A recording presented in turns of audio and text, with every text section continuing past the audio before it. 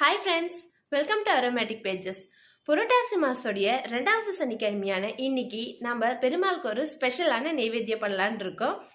அது என்னன்னா ஸ்ரீரங்கம் ஸ்பெஷல் அக்கார வடிசல் தான் பண்ண போறோம். வாங்க இப்போ அது எப்படி செய்யறதுன்னு பார்க்கலாம்.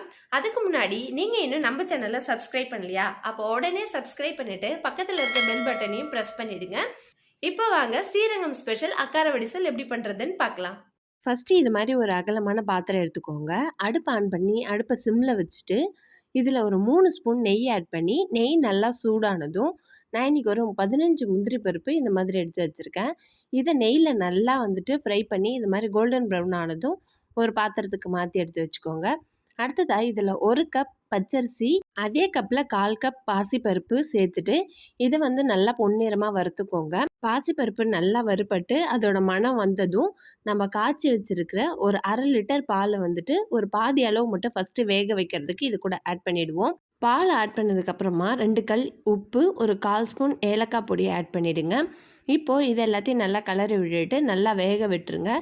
ஒரு 1/4வாசி வெந்ததுக்கப்புறமா மீதி வச்சுருக்கிற பாலையும் சேர்த்துட்டு ஒரு மூடி போட்டு மூடி நல்லா வேக விடுங்க. நம்ம அரிசி வெந்துட்டுருக்கிற கேப்பில் பெருமாளுக்கு பானகம் ரெடி பண்ணிவிடுவோம்.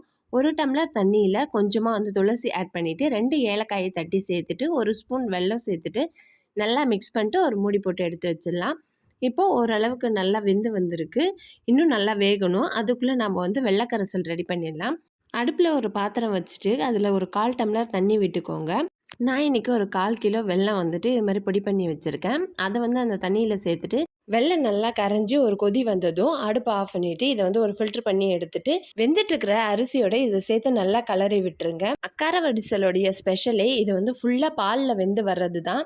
ஸோ இந்த அளவுக்கு நல்லா வெந்து வரணும் அரிசியும் பாசிப்பருப்பும். இந்த ஸ்டேஜில் ஒரு 2 ஸ்பூன் நெய் சேர்த்து நல்லா கலரி விட்டு இன்னும் ஒரு 10 நிமிஷம் நல்லா வேக விடுங்க. நல்லா வெந்து இந்த மாதிரி கன்சிஸ்டன்சி வரும்போது நம்ம வறுத்து வச்சுருக்கிற முந்திரி பருப்பையும் சேர்த்து நல்லா கலரி விட்டுருங்க. முந்திரி பருப்பு சேர்த்துட்டு ஒரு 5 நிமிஷம் வேக விட்டிங்கன்னா போதும். நம்மளுடைய சூப்பரான ஸ்பெஷலான ஸ்ரீரங்கம் ஸ்பெஷல் அக்கார வடிசல் ரெடி ஆகிடும்.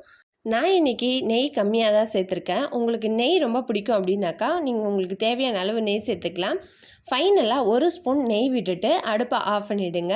இப்போ நம்ம ரெடி பண்ணி வச்சுருக்க அக்கார வடிசலை நம்மளுடைய பெருமாளுக்கு நெய்வேத்தியமாக படைச்சிடலாம். நாம் இந்த ரெசிபியை பண்ணிகிட்டு இருக்கும்போதே பூஜை ரூம்க்கெல்லாம் பூ வச்சு சாமி ரூம் எல்லாமே ரெடி பண்ணியாச்சு. இப்போது நம்மளுடைய பிரசாதத்தை வச்சு படைக்க வேண்டியது மட்டும்தான் பாக்கி. நெக்ஸ்ட் வீக் 3வது சனிக்கிழமைக்கு நீங்கள் எல்லோரும் மறக்காமல் இந்த அக்கார வடிசல் ரெசிபியை ட்ரை பண்ணி பாருங்கள். எப்படி இருந்துச்சுன்றதை கமெண்ட் செக்ஷனில் சொல்லுங்கள். இந்த வீடியோ பிடிச்சிருந்துச்சா மறக்காமல் ஒரு லைக் போட்டுருங்க. See you, bye.